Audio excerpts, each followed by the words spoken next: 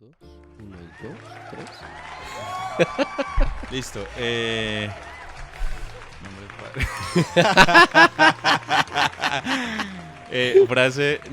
Capítulo número 1, frase 1. ¿Listo? Aquí. Bueno. Hola. Bueno.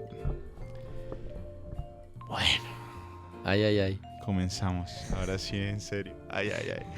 Bueno, bienvenidos a todos nuestros pensadores de Humanismo en Cali. A Humanismo en Cali. César, bienvenido. ¿Cómo has estado? Bien, Juan. Muy bien. Bueno, no es nuestra primera grabación, pero es como estamos nerviosos como si fuera la primera. Ay. Venimos a hablar de preguntas, de ideas, sin pretensiones, sin sentirnos doctos. Y lo que queremos es compartir el pensamiento de otros, ¿cierto? Reflexionar el pensamiento de nosotros y de otros. Y seguramente el de ustedes más adelante, aquí en este pequeño espacio. Hoy estaba pensando que sería bueno ponerle un nombre a este lugar. Porque en otros programas yo digo, hoy nos encontramos aquí desde la biblioteca departamental. Entonces aquí podría ser como la guarida del Quijote. Uy, sí, la guarida del Quijote. Una cosa así. Bueno, listo. La guarida del Quijote. César, en nuestra primera publicación tenemos una frasecita de un señor que va a ser el tema de hoy. Ese señor es Ludwig Wittgenstein. Sí, señor. El mundo es independiente de mi voluntad. Sí, señor. ¿Qué frase, no? Tremenda. Contémosle un poquito así de lo que usted sabe a nuestros pensadores. ¿Quién era ese man? Porque yo lo que tengo en mi cabeza es que era un tipo loco que vivía y muy loco en una montaña, solo. Sí. Además, ¿qué sabe usted sobre la vida del señor? Pues Wittgenstein, digamos que hace parte de la historia de la filosofía. Es un personaje que nació en Austria, vivió las 2 guerras mundiales, fue discípulo de un gran filósofo del siglo XX y premio Nobel de Literatura, padre de la lógica matemática moderna, Bertrand Russell, amigo personal de premio Nobel de Economía, John Maynard Keynes. Un personaje que nació en cuna de oro. Ah, sí. Sí, era de las familias más ricas de por allá. Casi como usted, pues.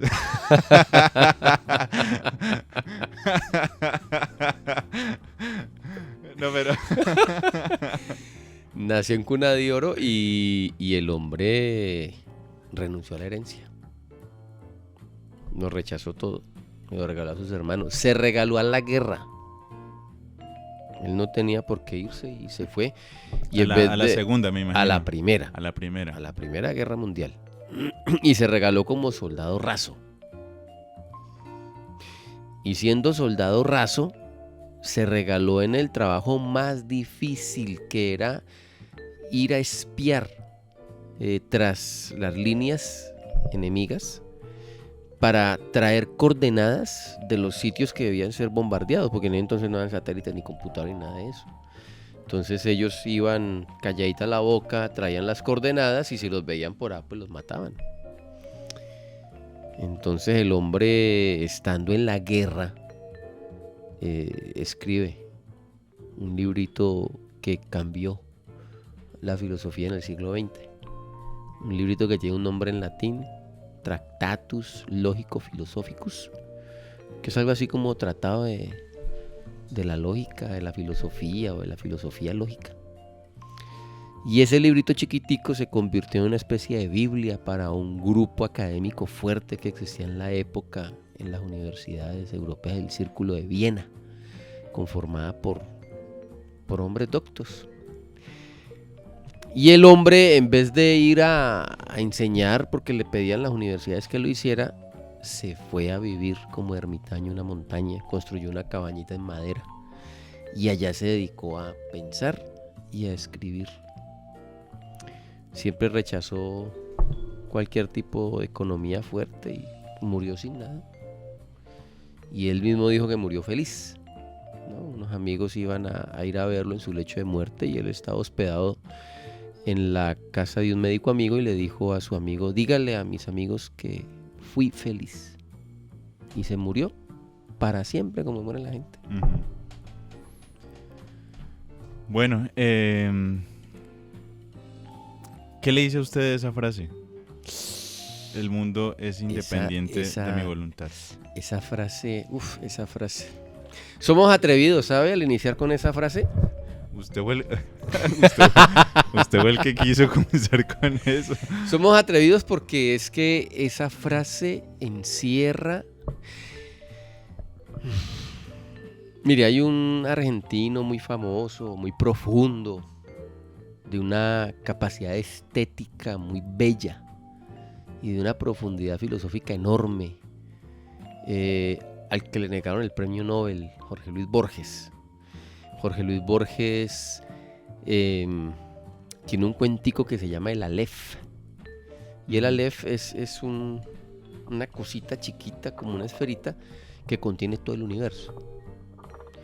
Obviamente el Aleph significa eso, ¿cierto? Hay un matemático, no sé si ruso, de por esos lados, George Cantor.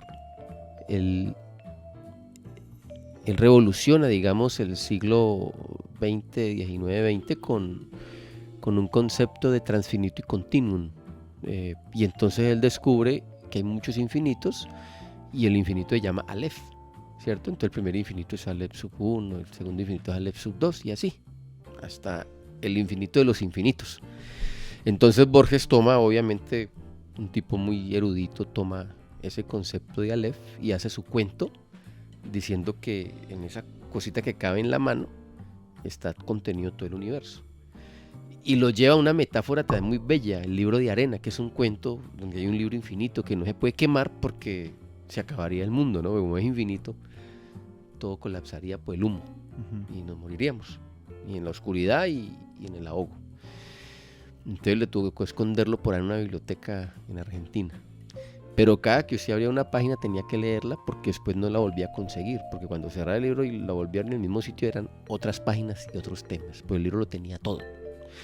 Entonces a mí me parece que esa frasecita de Wittgenstein resume tantas cosas, o sea, contiene tantas cosas, porque yo creo que esa frase en sí contiene una concepción filosófica que recibe el nombre de estoicismo. Antes de yo seguir, yo quiero saber sus reflexiones. ¿A usted qué le dice esa frase? Bueno, generalmente cuando yo me encuentro con una frase así tan compacta, por lo corto, aparece como una primera inquietud o una afirmación, ¿sí? Y es: detrás de eso debe haber mucho más. Siempre me toma un tiempo comenzar a pensar en eso, y lo primero que hago, o lo que he aprendido a hacer con el tiempo, es como comenzar a preguntarme por cada una de esas palabras que conforman ese pequeñito conjunto. Entonces, voluntad, ¿qué es la voluntad? ¿Cierto? ¿Cuándo algo se considera independiente de y cuándo no?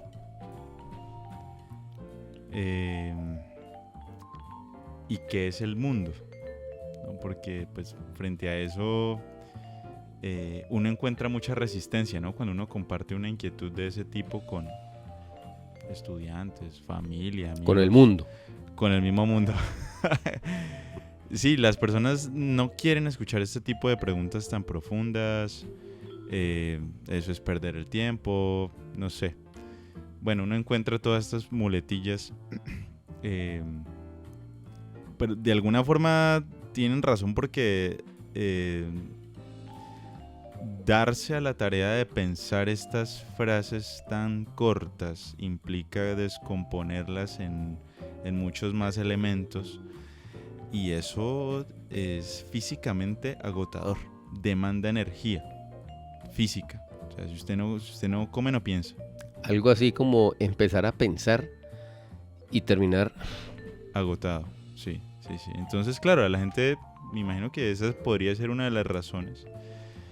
Pero también hay mucha cosa cultural, ¿no? De que la gente, no, deja tu huevonada, anda a joder a otro lado con esas cosas. Sí, no sabría, digamos que he comenzado a preguntarme mucho sobre, más que sobre el mundo y sobre cuando algo es independiente de otra cosa, me he comenzado a preguntar mucho sobre la voluntad. Y digamos que pues he llegado como a una idea de que la voluntad puede ser pensada como algo que nos acontece a los seres humanos, pero como algo que podemos controlar, ¿cierto? Sería una primera idea. Y la otra es como algo que no podemos controlar, ¿sí? Es como una fuerza con la que nos alineamos y entonces nos movilizamos hacia... y estoy como allí, como intentando descubrir eso, porque en este punto de tantas conversaciones que ya hemos tenido, y bueno, este es nuestro primer programa, pero aquí ya se van calando ideas. O sea, concuerdo con muchas personas en que el conocimiento y la misma conciencia, o sea, es decir, cuando yo soy consciente de algo, no son suficientes para trascender cosas de la vida personal, o me imagino que también problemas sociales, culturales. Se necesita algo más, y ese algo más creo que es esa voluntad, ¿sí? Pero entonces, ¿en qué momento nos llega la voluntad? ¿Sí? Entonces uno escucha las frases populares, ¿no? Fortalezca su voluntad, métale voluntad, no sé, estoy como con ese tema. Hay días que yo me levanto con una voluntad ni la berraca y hago de todo. Hay otros días que no, ¿cierto? Entonces, ¿a qué llamamos voluntad? Una persona me hacía caer en cuenta en estos días hablando sobre la voluntad. Me decía, hay voluntades buenas y malas. O sea, la voluntad, bueno, en su pensar, ¿no? Me decía... Si usted compara la voluntad de una persona como, no sé, el presidente de los Estados Unidos en este momento, Donald Trump, con otra voluntad, pues usted va a encontrar que son voluntades contrarias, que se podrían restar, sumar, ¿no? Casi como que uno podría llevar la voluntad a un plano de la física, siendo una fuerza que suma, se resta, ¿cierto? No sé, yo no soy físico, seguramente algún físico podría notar algo por ahí. Sí, respecto a cuando algo es independiente de algo o cuando no me he hecho muchas preguntas, y pues respecto al mundo, como qué es lo que es el mundo, pues tampoco he indagado mucho en eso, atendiendo a la idea con la que empecé, ¿no? Como que una frase que dice tanto con tan pocas palabras, pues hay que comenzar a descomponerla para comenzar a entender ese tipo de cosas, porque hay mucha sabiduría o digamos hay una tendencia a tratar de comprimir el conocimiento en cosas muy pequeñas, ¿no? De hecho, buscamos respuestas en los átomos, en la célula, ¿cierto? En lo chiquito y también en lo grande. Pero a veces esas frases dicen mucho. Yo por ahora es lo que he comenzado a pensar sobre esa frase respecto a la voluntad. No sé usted qué piensa del mundo, por ejemplo. No, allí esa frase decía al principio, es como de Aleph o el libro de arena. Uno podría atrever a escribir sobre esa frase y yo creo que llenarían tomos, ¿no? Pero entonces, digamos puntualmente, más o menos, la frase Lo que él más o menos tal vez pensaba al afirmarla es, primero, Wittgenstein es heredero de una tradición, que es el estoicismo. Y entonces la frase en sí encierra la idea principal o la temática principal de la ética estoica. Bueno, pero ¿qué es esto del estoicismo? Porque yo realmente no es que lo tenga muy claro. El estoicismo es una escuela filosófica que surge en Grecia. Después de la academia y después del Liceo de Aristóteles aparece la estoa. Y es una filosofía que entre los planteamientos que hace, que son muy generales, bastante generales porque habla de lógica, está esa parte de la ética y plantea que nosotros somos especie de actores en el drama de la vida. Y uno viene con un papel y el director le dio ese papel y usted está obligado a cumplirlo. Es más o menos algo así, ¿no? Aceptar lo que soy. Hable, hombre. No, me causa curiosidad eso. Que pienso, por ejemplo, en los estudiantes, ¿no? Que son tan rebeldes a veces, los de ya entrados 9º, 10º, 11. ¿Su papel entonces es ese? ¿Es ser rebeldes? Sería, digamos, desde la mirada del estoicismo, ser rebeldes a esa edad, ¿cierto?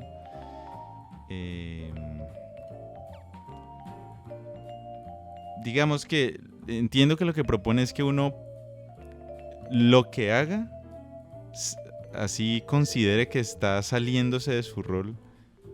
Su rol es salirse del rol que usted cree que tiene, ¿cierto? No sé, ¿qué ideas contradicen o, digamos, generan un contrapeso a ese planteamiento? Porque ese planteamiento para mí lo abarca todo, o sea, de ahí no se puede salir nadie. Le tengo una propuesta. Sí. Pensémoslo para el próximo podcast. Listo. ¿Qué ideas contrarias o planteamientos contrarios a este hay, cierto? Sí. La propuesta estoica. Al de que yo no me puedo salir, o sea, de que del rol, del papel que me dieron. Haga lo que haga, siempre ese va a ser mi papel. Es un viaje maravilloso. Es un viaje maravilloso y estoy ansioso por hacer el segundo podcast. Ok. Adiós. Bueno. No, pero dejamos ahí entonces respecto a Wittgenstein. No, pues seguimos en el otro. Bueno, sí. O podríamos seguir en este. ¿Sí? Sí, claro. Hay tiempo. Bueno, entonces digamos. Yo no tengo. Claro que podemos seguir. A ver. La filosofía, dice un maravilloso pensador colombiano del siglo XX, Nicolás Gómez Dávila, es una gran voz polifónica. Una voz polifónica. Es decir, una voz compuesta de muchas voces. Entonces resulta que la filosofía dice muchas verdades y uno es el que elige qué verdad le gusta. Y eso es polémico, ¿no? Muchas verdades. Contrario a la filosofía estoica está, por ejemplo, la filosofía epicúrea, que los libros de texto las contraponen mucho. Que la epicúrea lo que hace es buscar el placer. Y no un placer hedonista, del placer por el placer, sino una especie de gozo, estar bien en la vida. Entonces, fíjese que una me plantea a mí, acepte el mundo como es, y la otra me plantea a mí, busque la alegría y la felicidad. Pero eso depende de quién lo piense y de cómo lo diga. Porque dentro de la misma filosofía estoica hay algo bonito. Después de la escuela aparecen los herederos de la escuela. Y entonces, digamos que el estoicismo es más fuerte en Roma que en Grecia. Y entonces en Roma aparecen 3 grandes estrellas en el firmamento de la filosofía. Así como en su época estuvieron Sócrates, Platón, Aristóteles en Grecia, en Roma, de la filosofía estoica, aparecen Epícteto, Marco Aurelio y Séneca. Y entonces hay un librito maravilloso que lo escribe Epícteto, que fue un esclavo. No vas. Fue un esclavo. Bueno, en esa época la esclavitud era diferente, ¿no? Tengo entendido que los esclavos no perdían su condición humana. O sea, no eran tratados como cómo objetos. Se vea, pero eran los que hacían las labores. Sí, pero tenían derecho a estar bien, ¿no? Pues digamos que no tanto eran esclavos en el sentido de la esclavitud que sufrieron los africanos, ¿cierto? Sí, es que allí es donde te digo que diferente. Tengo entendido sí que allí ya se transforman o son pensados como objetos, como mercancía. Sí, había otra idea de lo que es la esclavitud, ¿no? Sí. Y fíjese que Epícteto arranca un libro que él tiene, chiquito, cortico, con una idea maravillosa. Para lograr la armonía en el mundo o en la vida es necesario comprender 2 cosas. Así de fácil. Así de fácil. Entonces, si usted quiere ser feliz, sabio y estar en armonía con el mundo, debe comprender 2 cosas. Que hay situaciones que dependen de nosotros y que hay situaciones que no dependen de nosotros.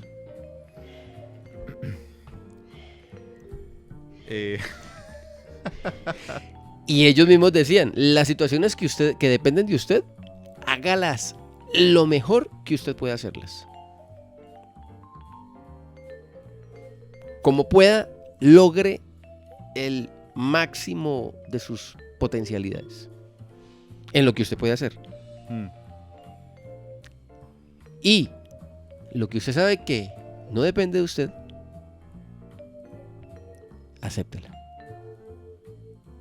Acéptela. Sí. No luche. No, porque no depende de usted. ¿Qué cosas dependen de usted? Pero hablar.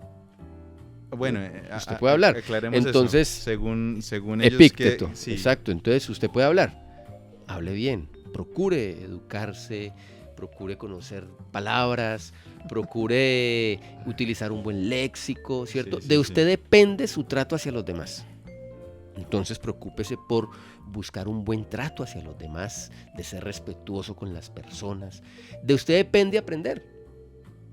Entonces busque usted aprender lo que usted desea aprender y trate de aprender lo que más pueda de aquello que quiera aprender. Entonces si usted quiere aprender idiomas, métase a inglés, aprenda a hablar inglés bien, luego a francés, y sea un políglota, ¿cierto? O aprenda matemáticas, o aprenda a tocar un instrumento, o aprenda a escribir. Pero hay cosas que no dependen de usted. Que a un ser querido le dé cáncer, por ejemplo. De usted no depende que a esa persona se le quite el cáncer. Haga usted lo que pueda, llévela al médico. Permita la quimio, no sé.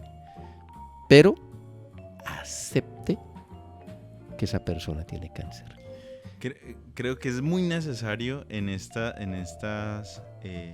época que los estudiantes, las personas, mundo entero. No, sí, pero yo a veces te digo que yo pienso tanto en los estudiantes, no sé si es por lo que yo mantengo en salón de clases todo el día, pero ellos tienen mucho en sus manos. No sé si lo saben, si no lo saben. Digamos, porque están... se han puesto en una condición que es la de ser estudiante, donde uno se transforma, donde uno deja de ser algo para ser otra persona nueva, ¿no? Con más, qué sé yo, más conocimientos, más herramientas. Y en ese sentido las posibilidades de impactar, de ayudar a otros se multiplican. Porque uno, digamos que aprende también para eso, ¿no? Para relacionarse con los demás. Pero qué valioso es que uno en esa formación, ojalá los profes que nos estén escuchando puedan reflexionar sobre esto, y es desarrollar ese sentido, esa perspicacia para saber cuándo algo está verdaderamente depende de mí y cuándo algo no depende de mí. Porque muchas personas se arman ideas en la cabeza sobre cosas que no dependen de ellos. Me ha pasado muchísimas veces, ¿sí? Y uno carga con eso de una manera, me parece que es liberador. Lo que estás diciendo es liberador. Habría ¿sí? que buscar una lista, ¿no? ¿Qué cosas dependen de mí? ¿Qué cosas no dependen de mí? ¿Qué cosas están bajo mi control y qué cosas están fuera de mi control? Bueno, ya sabemos que hablar y aprender son cosas que dependen de mí. Yo creo que ya eso es muchísimo. Pero ¿qué más decía? ¿Cómo se llama? Epícteto. Epícteto. ¿Qué más decía Epícteto acerca de aquello que yo puedo, de que está en mi... Exacto, todo su librito gira en torno a ese principio. Entonces él lo que dice es más que todo como tratar de dar ejemplos, ¿no? Entonces, de mí depende tratar a los demás. Entonces yo busco la forma de relacionarme bien con ellos. Pero de mí no depende lo que los demás piensen de mí. Eso no depende de mí. Entonces, ¿yo qué debo hacer? Pues si no le cae bien a este, y es imposible que le caiga bien, pues... Suerte. No lo intente, ya. Pero de ti depende cómo reaccionas ante ese trato. Entonces, trátalo bien. No te metas con él. Déjalo tranquilo. No trates de buscar explicación de por qué no le caigo bien. ¿Cierto? Porque sería un absurdo. Cualquier explicación que él dé, yo no la voy a aceptar. Sencillo. No le caigo bien. Punto. Entonces, Epícteto, ¿cierto? Ahí entraría a relacionarse con Wittgenstein. Totalmente. Es que yo considero que esa frase resume una tradición de más de 20 siglos de estoicismo. Qué bueno. Ya la entendí. Ya la entendí. No, hay que aclararlo porque es que la gente dirá, no, estos dos filósofos allí. No. O sea, yo no tengo... Es decir, si a mí me van a llamar filósofo por hacer una que otra pregunta, pues chévere.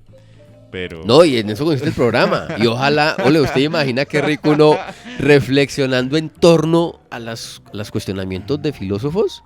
Eso es una locura. Pues un poquito loco. Un viaje, un laberinto. Exactamente, que es lo que estamos comenzando como a caminar, ¿no? Aquí. Siempre nuestra ventana indiscreta. Qué delicia. Eso me salió bien original. Bien rolo, ¿no? Qué delicia. Bueno, Epícteto, estoicismo. Las cosas que dependen de mí y las cosas que no dependen de mí. Claro, y cuando Wittgenstein dice el mundo es independiente de mi voluntad, lo que me está pidiendo es que yo comprenda y me adapte al mundo. Hay una frase que sigue después de eso. Él dice, solo renunciando a influir sobre los acontecimientos del mundo, podré independizarme de él. Y en cierto sentido, dominarlo. O sea, a mí me parece que hay un intento de sabiduría brutal. No sé, yo me imagino a Buda en la montaña, a Jesús en su transfiguración, al santo que logró entrar en comunión mística con Dios, no sé, o sea, con la naturaleza, con un hombre que está libre de todas las pasiones, ¿no? Porque comprender eso evita que yo no vaya por el mundo en una situación trágica. Pero hay otros pareceres, ¿cierto? Nada más el título de un libro de un filósofo y rector universitario español, Miguel de Unamuno, del sentimiento trágico de la vida.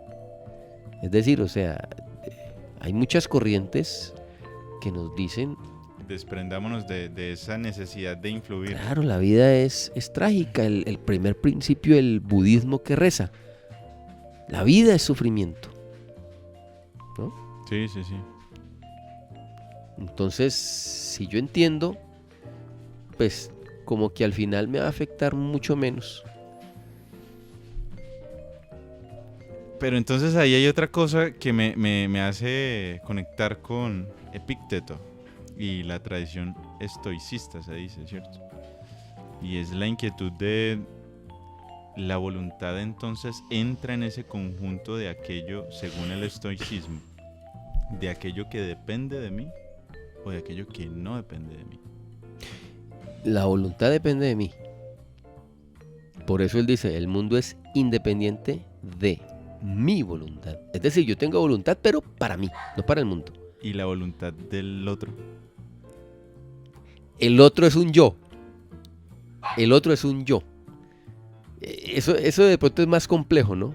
Porque el mundo es lo que no soy yo. El mundo es lo que no soy yo. El otro también es un yo. O sea que el otro puede repetir la frase, el mundo es independiente de mi voluntad. Y cada uno de nosotros puede decir, el mundo, lo que está fuera de mí es independiente de mi voluntad. Pero nosotros sujetos... Y cuando esas voluntades se encuentran, entonces ahí... Eso es lo complejo. Eso es lo complejo. Por eso es que... No sé. Bueno, pero para eso estamos aquí, para encontrar eso. Ese es un tema para desenmarañar. Este tema es interesante. Sí. Para hablarlo y esbozarlo y dialogarlo en... Sí, no, en un auditorio frente a millones de personas, cual rockstar, ¿sí, no? Que la gente... y tiren botellas y cosas, ¿no? No, si mucho nos estarán viendo dos personas. Es que un saludo a nuestros... a nuestros dos fans. A nuestros dos fans. Bueno, que seguramente será el otro yo suyo y el otro yo mío en alguna dimensión cuántica por ahí. Bueno, sí, nos toca como cortar o no, manejar estos tiempos así, sí, ¿cierto? Y se sigue en el otro podcast y que sean 3 y 4 Pero conversaciones en torno a una misma frase. Podría ser, o incluso podríamos arrancar el otro programa con la frase siguiente de nuestras publicaciones en Instagram, porque eso inevitablemente nos va, según ese señor Wittgenstein, según... Epicteto. No. Wittgenstein, Nicolás Gómez. Todo Borges, está conectado. Todo está conectado. ¿Quién decía eso? También Wittgenstein. Pero usted lo referenció. Bueno, allí está en Instagram. Para nuestros 2 seguidores, que lo busquen ahí. Me agrada pensar que tenemos 2 seguidores.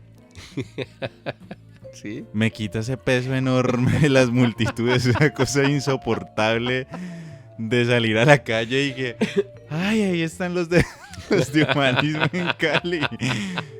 Ay, Dios mío, gracias a nuestros 2 seguidores. Esperamos, eso sí, ese like fijo cada publicación. Listo, César, pues entonces, no siendo más, muchas gracias por esta corta conversación. Juan. Estuvo chévere la reflexión en torno a un hombre maravilloso. Algunos lo llamaban loco, ¿no? Sí, y él decía, Dios me libre de la cordura. Qué bueno, muy bueno. A todos nuestros pensadores de humanismo en Cali, muchísimas gracias. Los esperamos en una próxima transmisión. Y que Dios nos libre de la cordura.